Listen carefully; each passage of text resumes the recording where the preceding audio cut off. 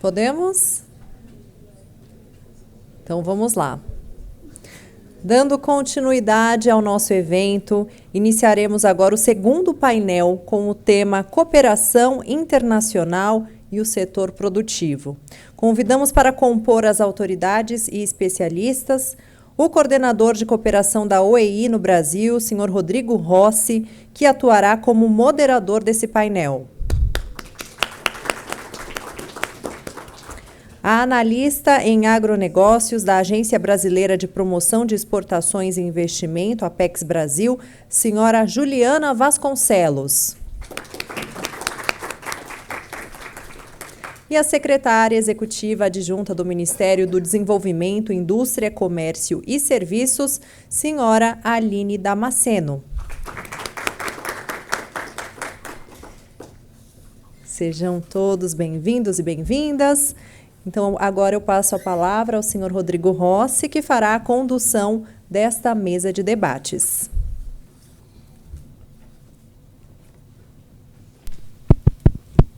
Alô, testando o som.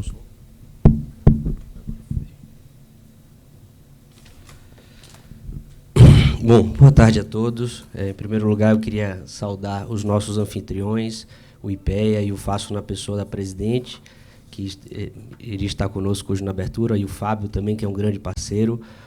O IPEA já é palco de várias iniciativas nossas, né, Thelma? A gente vai chegar aqui em outubro com uma iniciativa que dialoga muito com o tema do debate de hoje, né, do seminário de hoje, que é o Prêmio Escolas Sustentáveis, uma iniciativa pioneira que a gente está fazendo com a Fundação Santiliana e que vai encontrar no IPEA também um abrigo. Em outubro a gente vai premiar escolas da Colômbia, México e Brasil, logicamente, né?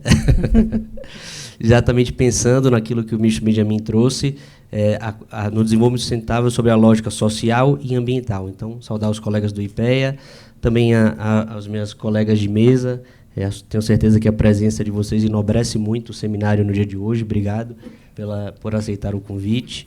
Aos colegas da OAI, e aqui eu faço na pessoa do nosso diretor, Rafael, a Sandra, coordenadora de projetos especiais, mas também sem deixar de saudar a equipe de ciência, que eu vejo o Bruno e o Santiago, que é um dos grandes responsáveis pela realização desse seminário. Aos presentes, pelo tempo e a dedicação de vocês no dia de hoje, e já brevemente ancorando um pouco o tema. Hoje, o tema desse painel é o setor produtivo e a cooperação internacional. E ainda ontem, eu sou pai de primeira viagem, tenho um filho na primeiríssima infância, então a gente tem pouco tempo para leitura, né? Minha colega Juliana sabe disso, que temos filhos na mesma escola, por coincidência. E ontem à noite eu fiquei muito curioso de saber de onde surgiu, onde foi cunhado esse termo desenvolvimento sustentável, né? E eu encontrei no final da década de 80, em 87, esse relatório aqui, que é o relatório da Comissão Mundial sobre Meio Ambiente e Desenvolvimento, chamado Nosso Futuro Comum. Esse foi um relatório feito pela então primeira-ministra noruega, Gro Brundtland, inclusive ficou conhecido como relatório Brundtland, e lá ela cunha pela primeira vez o termo desenvolvimento sustentável. Ele já foi falado aqui antes, é um termo de definição simples, então é basicamente o desenvolvimento que tem como premissa a capacidade de atender às necessidades do presente, sem comprometer a capacidade das gerações futuras atenderem às suas necessidades. Então, ele tem termos âncoras muito simples, mas mais importante do que o termo em si é que esse relatório traz pela primeira vez uma forma distinta de progredir, né? Ele traz alguns elementos, alguns objetivos para esse desenvolvimento sustentável, que envolve a limitação do crescimento populacional, o respeito à biodiversidade e também o estímulo à produção industrial baseados em tecnologias ecologicamente responsáveis.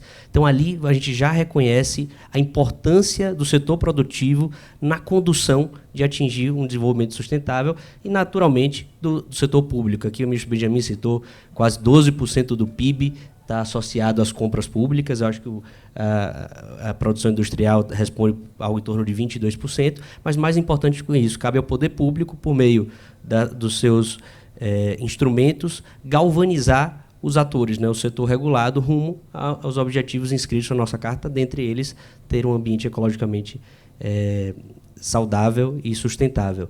Então, poder público e setor produtivo caminham juntos, né, nessa rede interconectada, e é um pouco isso que a gente vai trazer no tema de hoje, sendo aqui o melhor ambiente que a gente poderia falar sobre o tema, né? O Brasil não só é, né, reconhecidamente o 5º maior país do mundo em território, como tem também recursos hídricos, minerais, né, e vai, ao longo do próximo ano e ano seguinte, liderar as maiores pautas e agendas internacionais sobre o tema. Então, a gente tem agora a presidência do Mercosul, a presidência pro tempo Mercosul, a presidência do G20, a gente vai receber também a COP30. Então, é nesse ambiente que a gente tem que discutir essas temáticas. Então, eu acho que é uma iniciativa muito louvável, esse seminário no dia de hoje, e eu fiz questão, aproveitando aqui a presença da Aline, de buscar o discurso de posse do ministro Alckmin. E eu achei interessante um termo que ele trouxe, porque ele fala desse processo de reindustrialização, que tem que ter como premissa a desenvolvimento sustentável, mas ele diz o seguinte, que é necessário ter um prisma de legitimação, que é a justiça social. E é por isso que a gente fala nesse tripé, desenvolvimento sustentável pensando na lógica social, econômica e ambiental. É impossível falar em desenvolvimento sustentável se a gente tem subnutrição de crianças, se a gente tem ainda uma defasagem de acesso à educação, se a gente tem uma limitação de acesso, e aí eu sei que é o painel logo seguinte ao meu, que coordenado pela Sandra, a equipamentos culturais. Então, assim, são problemas absolutamente interconectados, e aqui fazendo uma referência a um outro autor que eu gosto muito, que é o Fritjof Capra, que é um físico austríaco. Eu tive a oportunidade de fazer um curso com ele, né? Foi um curso online, tudo bem, era na pandemia, mas eu fiz. E a gente tem que aproveitar, né? Hoje mesmo tem show de Gilberto Gil, por favor, que não providencie. Tem sumidades que a gente precisa aproveitar eles em vida. E Capra é uma dessas sumidades. Ele tem uma teoria que ele chama teoria sistêmica da vida, que, em oposição à mecânica newtoniana, ele propõe integração das dimensões biológicas, sociológicas, cognitivas e ecológicas. E uma das coisas que Capra diz dentro desse curso dele é que um dos maiores problemas dos nossos tempos, né, a gente tem aqui discutindo várias questões e vários problemas, é um problema de percepção. A gente tenta trazer soluções isoladas e reducionistas para problemas que, por natureza, são sistêmicos. E aí, enfim, traduzindo um pouco isso, ele cita um exemplo aqui, que é o exemplo do carro. É difícil a gente perceber o carro enquanto sistema, enquanto funcionamento, se a gente olhar isoladamente a sua roda, o seu capô, né, o volante. A gente tem que olhar para o todo para entender o carro na sua integralidade. E é justamente essa integração entre essas partes que é cunhado o termo sinergia. Por outro lado, a falta de integração entre as partes, e aí é um conceito físico, é denominado o conceito de entropia. E quando há entropia, o sistema para. Então, talvez um pouco o papel do poder público é incentivar, galvanizar esses atores para que produza-se mais sinergia. Então, dito isso, eu acho que a cooperação internacional se conecta diretamente com isso. A gente tem problemas, muitas vezes, que não são sitiados, são problemas conurbados, uma cidade está próxima da outra, problemas transfronteiriços, não tem como a gente falar na Bacia Amazônica sem trabalhar os 9 países que integram. E a cooperação internacional tem um papel muito grande no fortalecimento da capacidade institucional também dos agentes públicos. Então, pela cooperação internacional que a gente entende que também vamos atingir alguns desses objetivos que serão discutidos hoje, né? Inclusive, há uma ODS voltada, que é a 17.9, diretamente para isso, no reforço ao papel do apoio internacional. Então, entendendo que estamos no local, no ambiente, com as pessoas corretas, eu acho que a gente ancora o dia de hoje, né? Só para citar, além do nosso projeto de escola, a gente tem o Instituto Ibero-Americano de Produtividade em Educação, que foi criado em 2019, e por meio desse instituto a gente busca garantir e aumentar a competitividade nesse espaço que a gente chama do espaço ibero-americano. Nós temos várias outras iniciativas voltadas também para indústrias socialmente responsáveis, como as indústrias culturais, e aí tenho certeza que será objeto do painel seguinte, né? Convido a todos a conhecerem o mercado das indústrias criativas do Brasil, que é um dos maiores, é o maior mercado multissetorial da economia criativa, né? Que hoje já responde por 3,1% do PIB. Então, enfim, são diversas ações que nós temos por acreditar fielmente que é por meio da cooperação internacional e com essa conexão com o setor produtivo que a gente conseguirá atingir um desenvolvimento mais sustentável, que respeite regionalmente a capacidade econômica dos estados, né, que a gente consiga gerar empregos verdes e que talvez, por meio do fortalecimento também da complexidade da capacidade econômica do Estado, a gente consiga trazer o Brasil, né, para dentro das cadeias de valor global de uma forma mais enfática. Dito isso, meu objetivo hoje não é falar, é ouvir. Eu gostaria de convidar aqui, a minha ideia é que a gente falasse um pouquinho, né, cada um com o seu local de fala, apresentasse um pouco o tema sobre o seu prisma, e, na sequência, eu abro, caso alguém tenha alguma pergunta, pode encaminhar aqui pela Juliana, e a gente pode deixar um tempo reservado no final para perguntas. Pode ser? Aline, eu estou olhando para você, que eu acho que podemos começar por aqui. Obrigado. Obrigada, Rossi. Obrigada a todos os presentes. Pegando aí o gancho da sua fala sobre desenvolvimento sustentável, eu acho que agora a gente já está evoluindo para um passo além do desenvolvimento sustentável, né? Já tem uma grande discussão que começou muito no G20, agora na presidência da Índia, de uma discussão de que a economia ela não deve, o desenvolvimento econômico ele não pode ser apenas não gerar impacto negativo para o planeta. Ele tem que gerar impacto positivo. Né? Então, no âmbito do G20 mesmo, a Índia, por exemplo, esse ano trabalhou muito. O tema deles foi um planeta, uma família, um planeta, uma família e um futuro. E por trás desse tema, eles trouxeram a ideia de life economy, que é, de fato, você ter uma economia baseada na vida nesse planeta, em que você precisa ter impactos positivos, criar impactos positivos no meio ambiente. Não basta mais a gente zerar o nosso, não criar impactos negativos, né? Então, acho que hoje a Índia trouxe muito isso na sua presidência no G20. A ONU também começou a trabalhar agora no âmbito da próxima Assembleia Geral da ONU. Eles estão trabalhando um conceito agora sobre que se chama economia verde e justa. Então, eles estão trazendo não só essa questão do desenvolvimento sustentável, da economia verde, de que a gente tem que trabalhar o impacto positivo ambiental, ele tem que ser justo também, ele tem que trazer questões de liderança feminina, igualdade racial, equidade. Então, todos esses temas agora estão sendo discutidos nesses âmbitos internacionais que vão além do conceito que a gente trabalha de desenvolvimento sustentável. A ONU, então, agora na Assembleia Geral, agora que vai acontecer daqui 2 semanas, vai lançar um summit sobre os ODS, né? Acho que é uma grande preocupação, e acho que o planeta, todo mundo já viu que a gente não vai conseguir atingir todos os ODS, todas as metas que nós tínhamos para os ODS, mas como a gente ainda tentar recuperar todas as nossas, atingir o máximo possível, né? Então, eles vão lançar esse summit agora sobre os ODS, mas com foco em aceleração e financiamento. Mas tem um diferencial aqui. Nesse summit, eles vão propor um novo compromisso junto aos bancos, principalmente os bancos de desenvolvimento, baseados lá em um acordo que eles fizeram em 2019 com o secretário Antônio Guterres, para promoverem uma ação concreta de curto e médio prazo, para que acabe antes de 2030, para a demonstração de viabilidade de financiamento da economia justa e verde. E aí, nesse sentido, eles estão criando agora, vão lançar uma task force lá na Assembleia, para estruturar e implementar um caso concreto no mundo, e esse caso será brasileiro, que permita demonstrar para o mundo a efetivação dessa nova economia justa e verde. Isso vai ser esse caso a ideia é que ele impulsione e alavanque iniciativas e soluções financeiras que a gente já tem disponíveis no mundo, mas que, de fato, a gente consiga desbloquear determinados fundos para pensar economia verde e justa.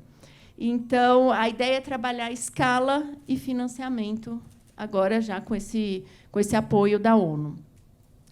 A gente vai capitanear esse caso agora lá no MIDIC, em parceria com a ONU. Então, fiquem atentos, que vai ser algo bastante interessante. E, nesse sentido de trabalhar a economia, uma economia verde e justa, a gente criou no MIDIC uma iniciativa, e é onde eu queria focar um pouco a fala aqui.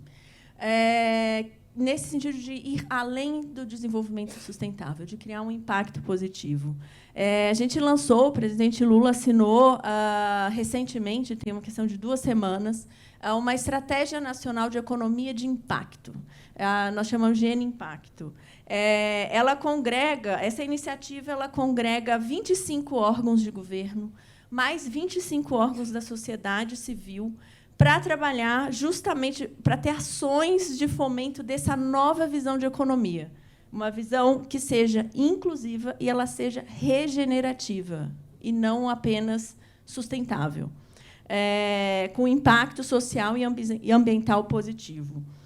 Essa iniciativa vai ser coordenada lá pelo MIDIC, por meio da Secretaria de Economia Verde e Descarbonização e Bioindústria, que nós temos lá no Ministério, onde nós temos um departamento de novas economias, exatamente pensando esse futuro de economia justa e verde. E aí a ideia é trabalhar fundos de impacto, cursos de capacitação, obviamente, que a gente precisa, programas de aceleração de startups de impacto, programas universitários, legislações para o setor, porque a regulação é uma questão fundamental para isso, e, obviamente, a articulação com estados e municípios são algumas das iniciativas aqui dessa estratégia. Essa estratégia ela tem como uma das suas prioridades, primeiro é encorajar iniciativas de co-investimento entre o setor privado, setor público, organismos internacionais, terceiro setor, todo mundo trabalhando por essa nova economia mais verde e mais justa. Adquirir, obviamente, e disseminar alguns instrumentos estruturados que nós temos, mas muitas vezes a gente não consegue colocar disponível, a gente não consegue chegar na ponta com eles, como, muitas vezes, cessão de dívidas, taxas de juros específicas para esse tipo de empreendedores que estão querendo causar impacto positivo na nossa economia. Uma melhora da regulação do setor, obviamente, isso aí é fundamental e é um dos grandes papéis que o governo tem, né? Nós temos também no MIDIC uma secretaria cuja principal competência é melhorar o ambiente regulatório do país e desenvolver programas de financiamentos específicos para isso e atrair, obviamente, recursos financeiros internacionais, né? Esse é um grande tema que está sendo discutido no mundo inteiro. A gente sabe que tem o potencial de financiamento, a gente precisa chegar lá e mostrar como que nós, no Brasil, podemos ser um grande case disso. Bom, então, acho que toda essa questão, a gente já vê, e é tradicional a gente ter aí, por exemplo, fundações, grandes fundações filantrópicas que financiam esse tipo de iniciativa, mas a gente precisa, agora, aumentar essa escala. Só elas a gente já viu, e tem uma série, a OCDE já fez relatórios sobre o tema, a Índia fez uma série de estudos sobre o assunto no âmbito do G20.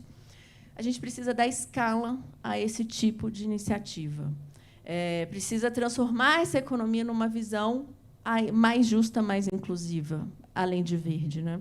Então, e aí, enfim, a gente tem que trazer mais atores. Não dá, acho que já está claro que não é apenas o governo que vai ter essa iniciativa, o governo sozinho não vai conseguir fazer essa transformação, assim como os atores privados que buscam meramente lucro também não vão conseguir. Acho que a gente precisa realmente fazer. A questão chave para essa nova visão de uma nova economia mais justa, mais verde, regenerativa, ela passa fundamentalmente por a questão de parcerias multissetoriais. A gente tem que ter governo, a gente tem que ter setor privado, a gente tem que ter as organizações internacionais, a gente tem que ter o terceiro setor, todos juntos, querendo causar, de fato, impactos positivos ao meio ambiente. Senão, realmente, a gente já viu que o planeta não vai aguentar mais isso no longo prazo, né? Então, acho que esse tipo de iniciativa, essa nova visão, essa nova discussão que está acontecendo no mundo, acho que traz muito a questão aqui do tema dessa mesa, né, de sustentabilidade e cooperação. É fundamental. A gente não consegue avançar, mudar a economia, de fato, do planeta se a gente não tiver essa cooperação entre todos os setores. Acho que esse é um pouquinho do recado bem breve que eu queria passar aqui. Obrigada. De palmas. Muito obrigado, Aline. É interessante que a gente também tem estudado, né? A gente tem apoiado algumas instituições, inclusive o IPE aqui no preparatório, nos issue notes para o G20. E uma das coisas que a gente tem visto é justamente isso. A gente tem uma série de instrumentos financeiros, e aí aprendi recentemente com a minha equipe de ciência, o Blended Finance, que é um modelo de financiamento que o setor público é o avalizador, né? E que não é de conhecimento, né? Então, a gente tem aí o setor produtivo, micro e pequenas empresas respondendo por um grande número de empregabilidade, um percentual enorme no PIB, e talvez não tenha acesso a esses instrumentos financeiros que podem permitir novos negócios na área da economia verde. Então, é um desafio também comunicacional, né? Maravilha. Obrigado, Aline. Imediatamente eu passo a palavra para a Juliana. Fique à vontade, Juliana.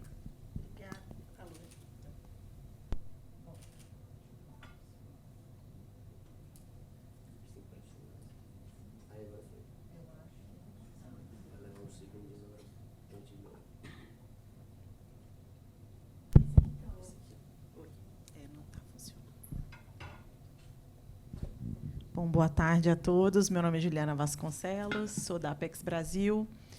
Eu trouxe alguns slides aqui, alguns números, para tentar tangibilizar até o nosso trabalho aqui, a nossa discussão, né? Então, a Apex Brasil, para quem não é familiar, é a agência do governo de promoção de exportação e investimentos, né?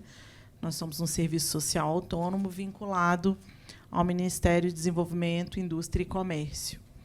E a Apex ela tem, por sua natureza, como o próprio nome diz, a promoção das exportações, a atração do investimento estrangeiro e a internacionalização das empresas. Hoje, a Apex ela é um promotor que eu digo que tem um papel muito relevante nessa questão, tanto da cooperação quanto da sustentabilidade. E aí eu coloco alguns números até aqui, puxando um pouco da fala da Aline e do Rossi, com relação ao impacto que as pequenas, médias, claro, as grandes empresas, elas possuem nisso, né? Então, aqui alguns dos números. Assim, a Apex, isso são números do ano passado, a gente está fechando os valores para esse ano, mas o ano passado nós atendemos 45% das empresas com o perfil de micro e pequenas empresas, né, que são exportadoras. Dessas aí se configuram em quase 12.056 empresas, tanto do segmento da agropecuária, né, alimentos e bebidas, indústria da transformação e serviços, né, que é uma grande parcela aí da composição do nosso PIB. Logo mais eu vou falar como que cada um desses aí na prática a gente tem visto, né? Então, a Apex ela apoia. Como que a Apex apoia esses setores? E esses setores vão impulsionar tanto o impacto de desenvolvimento regional, desenvolvimento sustentável, e ser parte de uma solução, tanto no aspecto da segurança alimentar, quanto das questões climáticas, né, que elas evidenciam e as questões da sustentabilidade. Então, por meio desses 49 setores aí que nós apoiamos, dentre eles aí eu posso elucidar aqui indústria têxtil, indústria de equipamentos fármacos, equipamentos odontológicos e médicos, softwares, toda a cadeia aí agropecuária, a parte de etanol, de energias. Enfim, uma série estão compostas aí dentro desses 49 setores que a Apex trabalha por meio de convênios, em que ela aporta recursos para o desenvolvimento aí da cadeia, o posicionamento dos produtos fora e, claro, o estímulo também de parcerias tecnológicas, estratégicas, que viabilizem isso aqui e o ganho de competitividade. Bom, aqui é mais um dado mesmo geral dos nossos produtos, mas que eu não quero me ater aqui. Eu queria só trazer a gama do aspecto de sustentabilidade, né? Então, de sustentabilidade, o papel que a Apex tem visto na prática como um executor das políticas públicas. E aí agora eu não sei se está aqui comigo. É aqui? Não. Está ótimo. Nós temos visto especificamente no agro agora. Tá? No agro, a gente tem um trabalho fundamental com as cooperativas. E o espírito do cooperativismo, eu acho que ele é um espírito muito que tangencia a sustentabilidade. Porque lá da época da Revolução Industrial até hoje, o espírito do cooperativismo é o mesmo, seja ele no campo, aonde for, que é a honestidade, a transparência, né, e a equidade também. Então, eu vejo que esses pilares dentro da sustentabilidade é algo que a gente tem trabalhado com as cooperativas, por exemplo, no café. Então, no café, a gente tem trabalhado em toda a cadeia ali para entender como posicionar o nosso café fora, com um trabalho de comunidades, com um trabalho também dos aspectos ambientais, né, do carbono, como é que está o carbono, a fixação desse carbono, qual que é a compensação, a contribuição disso também. Esse é um exemplo para tentar tangibilizar aqui um dos pilares. Dentro do agro também, o etanol, advindo seja do milho ou da cana-de-açúcar. Né? Nós temos um trabalho grande com a UNEM, com a Única, que são entidades de classe que representam esses dois tipos de energias. Né? Aí você tem também, novamente, esses pilares embutidos nesses setores. Você tem a parte social, você tem claramente um atributo das questões climáticas, né? Como você também tem toda uma questão aí de impacto econômico. Né? Então, a gente vê que, por exemplo, o etanol brasileiro ele tem um papel relevante na discussão global como parte da solução. Não que ele é a solução, mas ele é parte da solução para a transição energética. E é advindo do nosso país. Né? Então, a gente precisa promover isso também. Né? E que vai trazer, né, impacto. Eu estou tentando fazer um exercício de que é uma grandiosidade, é algo que nós estamos trabalhando para posicionar na economia global, Índia, Estados Unidos, União Europeia, como utilizar o etanol. Na África, agora estivemos na Angola, promovendo uma discussão ali dessa energia, como que a gente pode, por meio da cooperação, né, principalmente aqui no eixo sul-sul, trazer uma liderança de país. O Brasil tem musculatura para se posicionar como uma liderança regional, né, nesse eixo, para trazer soluções, para agregar, né, nossos vizinhos, para fortalecer o que se fala hoje do BIC, né, que é Brasil, Indonésia e Congo. Né? Então, a gente tem um pulmão aí para auxiliar muito potencialmente as questões climáticas. E, voltando para o etanol, a gente vê que aqui na nossa realidade brasileira a gente tem um impacto ali na usina, com os trabalhadores, com toda uma comunidade. Né? Então, dentro do agro, muito se fala sobre desmatamento, que, é claro, acontece, mas o agro brasileiro, e aí é meu papel aqui também, né, para essa discussão, é um agro que nós precisamos colocar ele também em evidência, porque é um agro que contribui, por meio de cooperação e por meio da sustentabilidade para o mundo, um agro que tem uma inovação enorme. Né? Um agro que, desde a década de 70 até hoje, nós somos uma das pouquíssimas economias que tem 3 safras. É uma agricultura que eu não sei quanto de vocês conhecem, mas um país tropical como o nosso chega a ter 3 safras. Os países de clima temperado não sabem o que são 3 safras. né? Então, isso tudo por quê? Porque na década de 70 foi trazido uma ideia e uma entidade que nós precisamos ter muito orgulho, que é a Embrapa, que, por meio da aplicação da inovação, ela conseguiu, né, fazer essa revolução. O nosso agro tem muitos atributos sustentáveis e muitos atributos de inovação. E que, claro, como tudo, a gente precisa compensar. Temos questões a serem compensadas na parte de descarbonização, mas nós temos muito mais atributos para contribuir numa cooperação internacional, ao meu ver, e muito mais elementos para sermos parte da solução da sustentabilidade do que deficitários disso. Então, a gente precisa olhar atentamente. E agora, além de 3 safras, como uma contribuição também para a sustentabilidade, se fala já da 4ª safra, que é o mercado de carbono, né? Então, além de toda essa comercialização do produto per si, você tem aí o carbono, a fixação e toda uma possibilidade de comercialização de créditos que o Brasil certamente, agora, principalmente com a regulação que o MDIC também está liderando por meio da Secretaria de Economia Verde, uma possibilidade de regulação do mercado de carbono. E isso nós temos, sim, muito a contribuir. E a Apex entra nesse cenário como executor e como um promotor desses atributos que posicionam o nosso país, como um promotor de pontes também com outros hubs de inovação e de sustentabilidade, para trazermos também soluções aqui que melhorem a competitividade dos nossos produtos também. Então, eu posso aqui também trazer alguns em termos concretos de cooperação. Então, a Apex tem tido um trabalho muito profícuo com hubs de inovação, seja em Climate Tech ou MedTech, inclusive Agritech, com os hubs de Israel, né? Então, nós temos já um trabalho muito forte com eles. Além de Israel, também, nós temos trabalhado com os hubs de Singapura, da Finlândia, né? Com nossos colegas também da África, da Colômbia, e tantos outros que eu poderia estar listando aqui. Esses são alguns, né?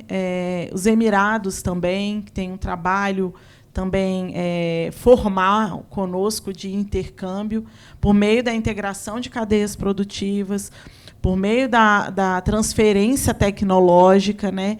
E isso tudo corrobora nesse painel, porque tecnologias que estão sendo pensadas, produzidas, por exemplo, em Israel, se bem absorvidas e bem negociadas e apresentadas para as nossas pequenas, médias, inclusive grandes, a gente pode ter um ganho de eficiência, um ganho em termos de impacto sustentável, né, impacto ambiental também.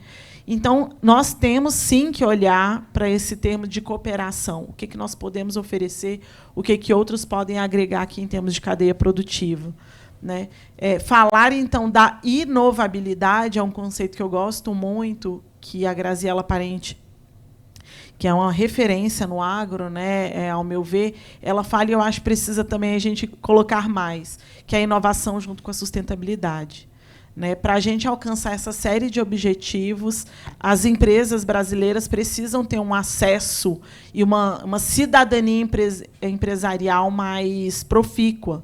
Né? A gente tem falado muito de cidadania empresarial num projeto que a gente tem na Apex, que chama PayEx, que é a capacitação das empresas pequenas e médias que estão já com o intuito de começarem as suas atividades exportadoras. E aí a gente vê que, na gênese, elas já precisam ter uma informação já de como fazer o ajuste da sua cadeia, o ajuste da sua gestão corporativa, para que ela já nasça uma empresa exportadora sustentável. E, cada vez mais, políticas internacionais estão vindo, colocando possibilidades de barreiras, né, não tarifárias aos produtos brasileiros. Né? A gente vê muito isso já dito e público na Europa, né, com o Green Deal, com o CBAM, que são políticas que fazem com que as nossas empresas, aqui principalmente do agro, tenham que já pensar e repensar como vão trabalhar com a sua cadeia de valor, como é que vão descarbonizar, como é que vão comprovar, e aí um elemento que foi falado no primeiro painel aqui da transparência, como vai dar a transparência, como que vai demonstrar aos compradores internacionais, ponta a ponta, chegando do fornecedor até a comunidade, comprovando que aquele produto, de fato, é sustentável. Então, tem uma série de elementos que, para um grande, inclusive os grandes estão tendo que ter fôlego para correr, e aí a minha questão é, como é que os elos e as sinergias aqui, Rossi, né, de todos os entes aqui da nossa economia, vão promover essa cidadania ao passo mais acelerado possível, que vincule acesso a crédito. Então, esses fundos que a Aline falou são fundamentais, e as empresas, muitas vezes, não sabem como acessar esses fundos, e nós temos conversado com o BNDES, com o Banco do Brasil, como que a gente publiciza essas linhas, como que a gente prepara as empresas para acessar esses créditos, para que elas possam se descarbonizar, para que elas possam ter tecnologias de rastreabilidade, para que elas possam também ter condições, né, de terem aí uma auditoria que traga os elementos que um comprador internacional peça sobre a verificação do que eles estão falando de produto sustentável. Ou seja, isso aqui, numa fala muito rápida, que eu preciso já encerrar, são muitos elementos que, para uma pequena, no mundo que vai começar a exigir, já está exigindo, há um cronograma apertadíssimo, o pilar financeiro é crucial, mas também o pilar de conhecer a si mesmo, porque muitas nossas empresas já possuem atributos verdes e, muitas vezes, elas não sabem colocar e demonstrar isso num papel, né? Um produto brasileiro, por si só, ele já carrega um atributo de energia limpa. É um atributo de um produto que já nasce com menos passivo de energias fósseis, como vários países da Europa, né? E eu acho que, quanto mais nós todos aqui, eu vejo que temos um público heterogêneo, né, de diversos órgãos, universitários e tudo, nós precisamos já falar isso. O produto brasileiro, ele já nasce com esse atributo, né, de energia limpa. É uma das matrizes mais limpas do mundo, né? Então, o nosso passivo é menor se comparado a outros.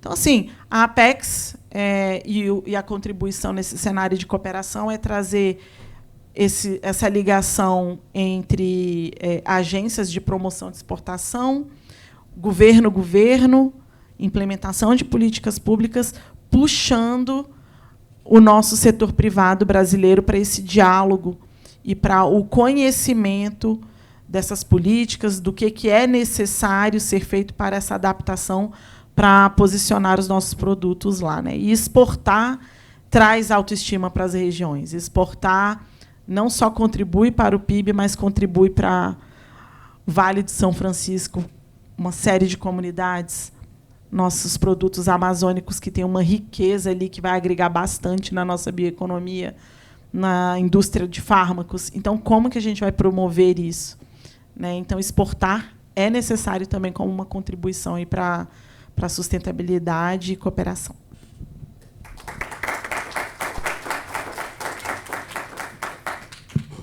Acho que agora voltou, tá vendo?